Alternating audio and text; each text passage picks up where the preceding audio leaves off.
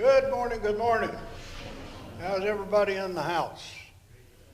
We are glad to see you each and every one today. Thank you for coming. Guests, we thank you especially. Always so good to have you. Anxious to meet you if we haven't already. And stay around a little bit and let us do that if you can. We're just glad you're here. I often forget to welcome those who are joining us online. We've been so long back meeting regularly together, we forget sometimes that there are people in faraway places that are joining us. And this morning, I do want to greet those. And earlier, I had a texting conversation with a friend from Alabama who, with his wife, that's Mike and Suzanne, are away from home today. And normally, they're always in their own church service, but we're going to try to join us. I hope that they've been able to connect and welcome them as well as all the others who are there. We're going to be studying from Daniel chapter 2 this morning. This is another installation of a brief series of lessons that I'm dedicating to the young people. Part of the reason for that is because I feel so very, very blessed to have the opportunity to know this group of young people at the Emporia Avenue Church. You're so special. And I feel good about dedicating some lessons to you because of my love and respect for you. It's also because of the fact that Daniel is at the time that he becomes captive about the age that you may be, maybe 16, whenever he was taken away. And so he has something there that I think you can identify with. So very often you listen to sermons and lessons and you think, well, that just applies to the older folks. The preacher's older and they're older and it really kind of misses us. But these are lessons I think that you can identify with because of Daniel's age whenever he experienced these things initially. So I hope it's helpful to you. We call it lessons or life lessons from Daniel chapter 2. And we're just going to move a little bit further through that chapter today in life lessons. And I won't be reading it myself, but I want you to feel welcome to be reading along. And we'll have another lesson or two on this series before we finish the chapter. We want to take just a moment to say something that could take a whole long time. That is, we want to congratulate our ladies for such a wonderful experience yesterday in your Ladies' Day. The people who put that together just worked so very, very hard. Donna Curran, Cindy Bright were kind of leaders in it, but they had such a staff of people who were working with them. Friday, there were people who were just doing all kinds of things all over the building. They shaped everything for yesterday, and it was amazing who all came. We had churches from all over the area that were represented, and their ladies, I think, as far away as I noticed, was down at Ark City. But besides that, we had a whole bunch of people that were not associated with Churches of Christ at all, but were people who were fellow workers with some of our ladies, and even one who is a fellow worker of one of the gentlemen who was here, as we've got a guest like that today. A fellow worker of one of our guys has been invited and is here. That's just so special to have you who are in the community working with people, inviting them and them coming. And yesterday we were happy to have our daughter, Monica Ross, here to be the speaker for the ladies. And glad you get a chance to know her a little bit better. Brandon needed to know her better. He said, I was looking on the monitor and I thought, well, I didn't know Betty was doing this program. And then he said, no, wait, Betty's had a haircut. No, that's not Betty. And it isn't, but it's almost the same thing. Monica's first of all of her degrees, she's got 98.6, besides the other, was it 2, 3? Anyway, was in communication. And so she just loves the opportunity to come and be able to use that for the Lord in events like this. And so we're proud for her. Thanks to Betty. Good to have Betty come make a visit with us.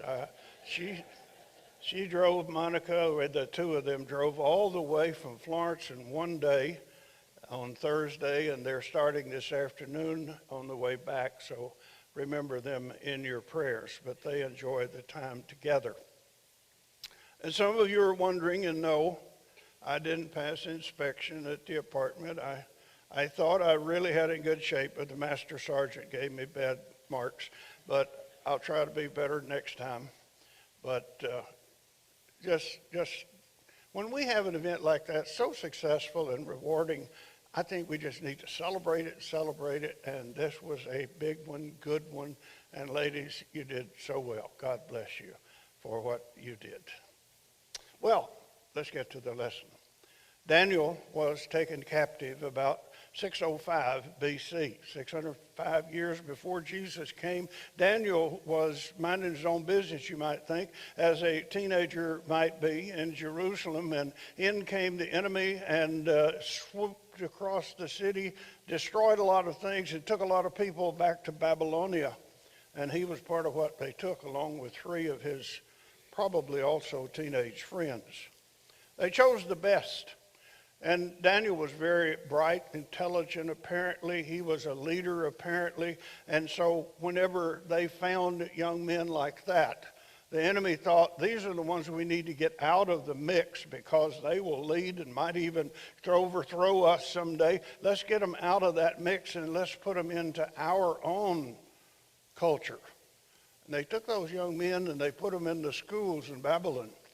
And they redefined them. They sought in every way they could to brainwash them and to rebrand them. They even gave them different names, different educations. Daniel's name was Belteshazzar, which meant Bel will protect you. Bel was the god of the Babylonians. And yet he didn't forget who his God was. They were trying to get him to forget it.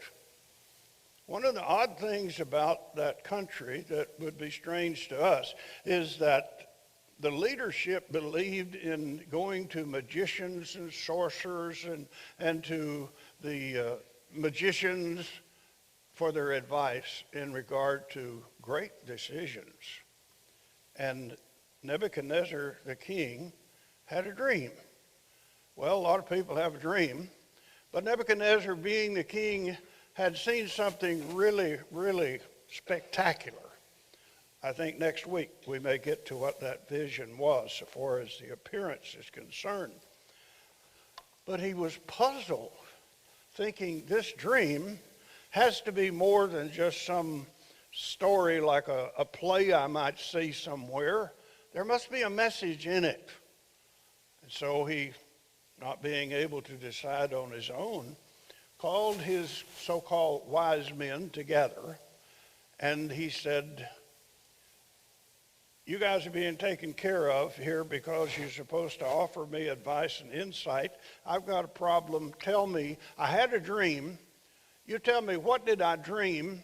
And you tell me, what did it mean? And they said, oh my, this is tough. How can we know what someone else dreamed? And if we don't know what he dreamed, how could we conceivably give him an interpretation? So they gathered, they came back to him and they said, let's do this. You tell us what you dreamed, then we'll give you the interpretation. And he said, no, if you're what you claim to be, you will know what I dreamed and give me the interpretation. And if you're not what you claim to be, you're going to be off the payroll. In fact, I'm going to have you executed. Well, they're in deep, hot water. Don't know what to do. But that brings us back to Daniel. Last time we discussed the fact that Daniel was recognized as being so wise and intellectual that he got grouped in with these wise people, because now, though he apparently is not in the audience whenever the challenge is presented, he gets included with the group. And we looked at the fact that the first lesson that I think we get from Daniel 2 is that we should be aware as young people and as older adults as well, that the culture of things and our surroundings and circumstances will change. I can tell you for sure that 5 years ago, 7, 10 years ago, none of us believed that we would have the experience that we've had in the last 2 or 3 years, did we? We didn't dream, to use a phrase. We didn't guess what we would experience, and that there literally would be a time when we really couldn't gather. We would always pray prayers in the past, thanking God that we were here and asking his blessings upon those who've been providentially hindered. But we thank him for our freedom to gather, and we really never thought that we might lose it. We never really thought that things would happen that would cause it to be, if not impossible, very, very difficult for us to gather in this country to worship as we do. And now we know things change. We did not anticipate the world scene that exists today. When I was a boy growing up and paying 29 cents a gallon for gasoline, I never dreamed that I'd pay what I pay for it today or yesterday. But things change. They will continue to change. But lesson number 1 was, although things change, we should not. We should be who we are. We should have our allegiance to God and our faithfulness to him, and put him and priority in serving him first. No matter what happens in the culture in which we live, we should not change. And here's Daniel still being who he was. When the word came to him that he was part of this group who would be killed if they couldn't solve the riddle, he went to the king and said, give me a moment here. I need to confer with God, and then I can come and interpret your dream for you. He still remembered who he was, and he was still loyal and faithful to that. And so, number 2 point was, be careful who you associate with, who becomes your friends.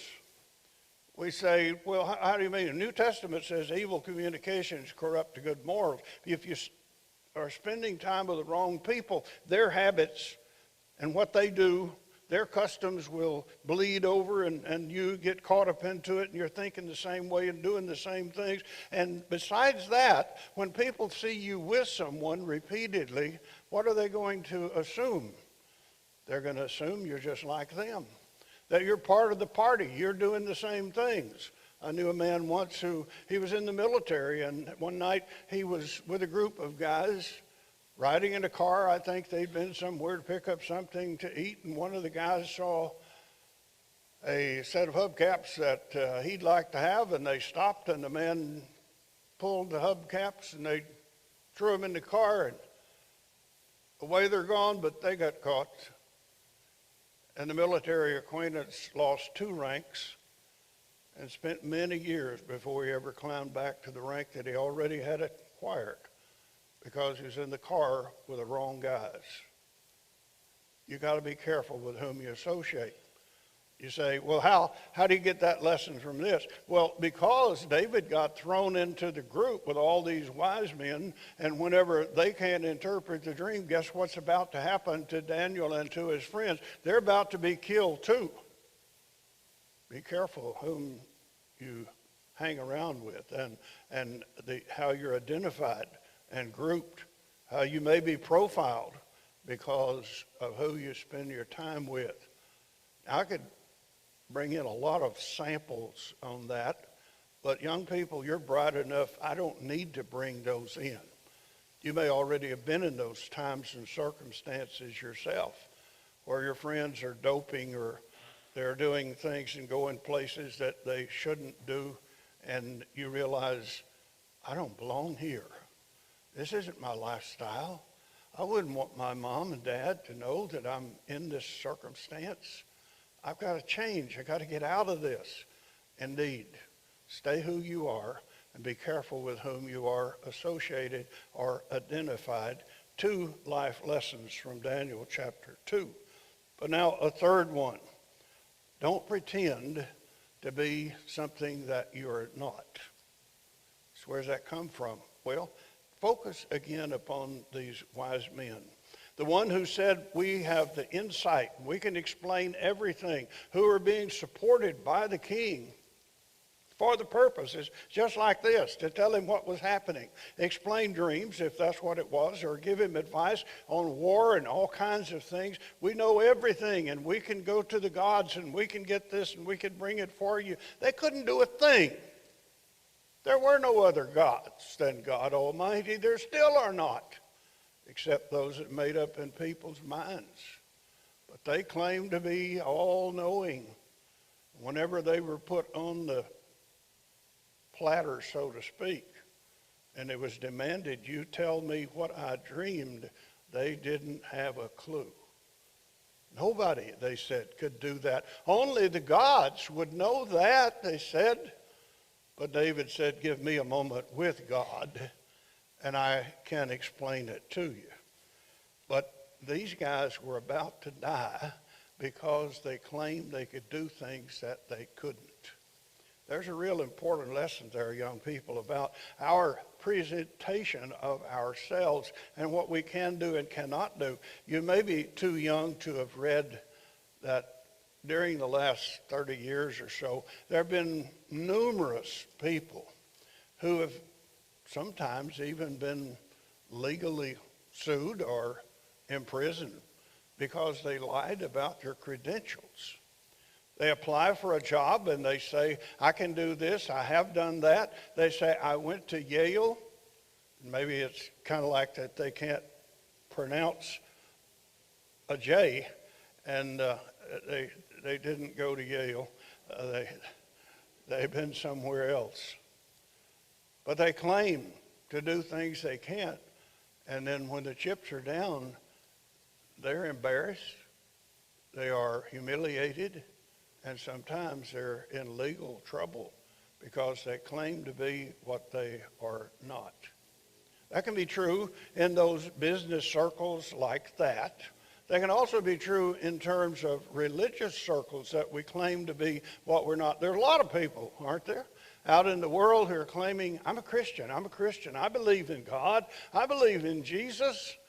But if you followed their life, it becomes one of those deals like you often see. The person asks the question, if you were arrested and charged, the charge being that you're a Christian, would there be enough evidence to convict you? A long time ago, I read about a young man whose parents were so concerned for him because he went away to a state university, and they were afraid that what he would run into there with the professors teaching evolution and the young people not living a Christian life and all those things, that he would be caught up in this and he'd lose his faith and his soul. And so when he came home, they said, how are you being able to live your Christian life? Are they picking on you? Are they making it difficult for you? It's being hard for you to live the Christian life in the university like that? And he said, so far, no one's found out. A lot of times when you follow your friends, you might wonder, has anybody found out yet that we really are Christians? Or do we try to live two lives? Do we try to live one life on the Lord's Day and another life 5 or 6 days a week? Do we come to worship on the Lord's Day and live like the devil the rest of the week? And if, in fact, we claim to be religious when we are not, we claim to be faithful to the Lord, and other things mean more to us than does He. When we would rather be engaged in sports activities and any kind of fun and habits and travel and those things that would keep us away from the Lord than faithfully serving Him, do we choose to ignore God in the assembly and the study of the Word? Where's our real priority? We must not claim to be what we are not, and we must not be what is wrong. We have to be that person that is clearly a child of God, clearly serving Him, who is dependable, who is personally self-controlled, and is disciplined so as to keep the faith faithfully and to display. Jesus said, let your light so shine before men that they may see your good works and glorify the Father who's in heaven. That's our job, to let the light shine. Jesus said, let your yea be yea and your nay be nay. Say the things that are right. Say the truth. Don't tell lies. Don't pretend, because inevitably there will be a judgment that will come. In fact, even the words that we say, Jesus says, God will call into account everything that we have done, even our idle words, the flippant things that we may say will be there. Everything and every word that we have spoken. So it is important for us to be like Daniel in that we don't change and we do not migrate to other forms or cultures and change who we are, nor do we evolve into some other kind of spiritual person when we're away from home, but we continue to be faithful to the Lord. Again, having been in the situation where he was, he almost got pulled into the incinerator, perhaps. And anytime we drift and claim to be what we're not, we have committed one of those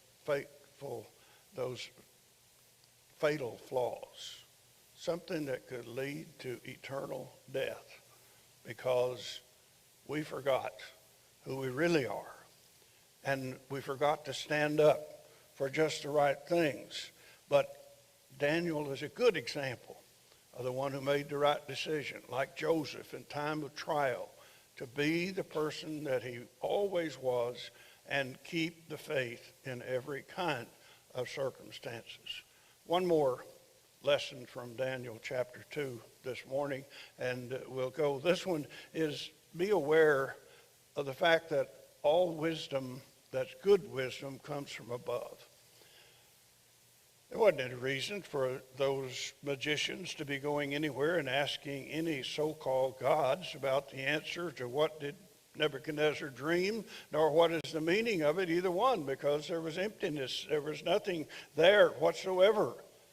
But when Daniel was propositioned with the situation, he said, let me go and talk to God. Why would he do that?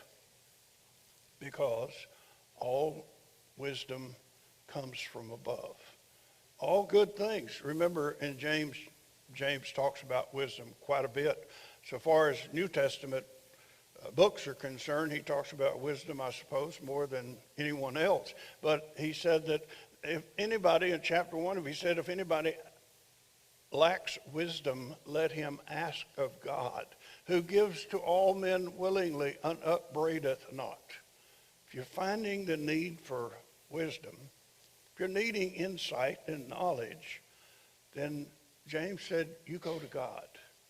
Now, how would you go to God for knowledge? I think that it's not suggesting that he is in some still small voice going to whisper truth into your heart and by his own words tell you in every circumstance exactly what to do, but that you have the resource of the wisdom and the teachings of God in the scriptures, and there we go to find what God wants. In Proverbs chapter 2, the wise man talks about how people yearn to have the knowledge of God, the wisdom of God. And he says, here's the secret to it. You pray, you ask God for the wisdom, but he said you seek for it as for hidden treasure. You dig for it. You, as Paul put it, study to show yourself approved unto God, a workman that needeth not to be ashamed, rightly dividing word of truth. If you'll go to the scripture and read and read and read and be familiar, here is what you're going to find, is that eventually you'll come to a point whenever any kind of proposition comes to you, you'll be familiar with a text that addresses that very kind of thing. You may not have ever thought you'd face that kind of thing, but someone brings up something and you remember, I remember a proverb, I remember a psalm, I remember a teaching, I remember Paul said, I remember Jesus said. Those things pop to the mind, and the wisdom of God can intervene because you recall what was there all the time. Always rely on the wisdom of God. Now, there's two kinds of wisdom James talks about later. Chapter 5, he says there is wisdom that comes from above, and that's the one that directs you in the right way. But he said there's also an earthly kind of wisdom. Oh, there are people who are able to connive. They're able to design. They're able to construct pitfalls in business for other people. I'll offer this and he'll offer that and we'll do that, and then you come in and we'll raise the price of the other, and all at once we'll catch him and he'll lose everything. You have to know that that's pretty smart. But it isn't godly. It's devilish. It's of this world. It is hurtful. It is designed to destroy the other person. It is completely unrelated to the spirit of Christianity. Seek the wisdom that is from above, because in the first place, God knows everything. Read Isaiah chapter 40 and see that not only does God have all power, so that he's the one who raises up kingdoms, and sometimes they're up for just a little bit and he smashes them, and another one arises, as he said as before, they're able to bloom sometimes. They are taken away. He's in control of all those things because he knows all things. He's totally, absolutely sovereign God. And the insights that he has are the ones that we need.